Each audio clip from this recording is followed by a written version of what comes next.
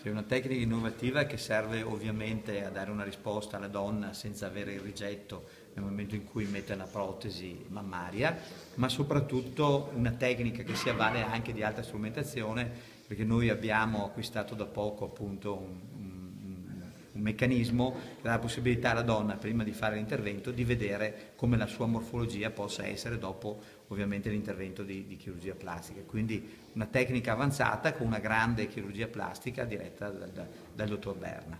Noi qui come mastetomie ne facciamo 450 e quindi abbiamo effettivamente una grande casistica, ma quello che conta a noi è dare una risposta alla donna, perché vogliamo che si continui a sentirsi donna sostanzialmente con questo intervento. Dico sempre, ed è giusto sia così, il paziente diventa esigente perché vuole dalla struttura sanitaria il massimo e noi tentiamo ovviamente di dare il massimo in risposta proprio a un concetto di umanizzazione dell'assistenza. Non è solo un fatto estetico, direttore.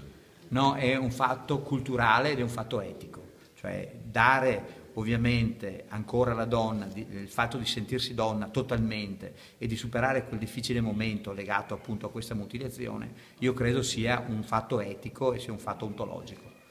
Di tumore al seno non si muore più nella maggior parte dei casi, però il ruolo della prevenzione è fondamentale, in questo senso bisogna fare un appello ulteriore alle donne. Assolutamente, noi siamo arrivati a livelli ottimi nel Veneto, il Veneto è partito per primo, anche la provincia di Treviso è tra i più elevati, l'85% di donne che aderiscono agli screening. È chiaro che l'ottimale per evitare e azzerare il 99% di tumori è il fatto di aderire al 100% agli screening, quindi alla mammografia.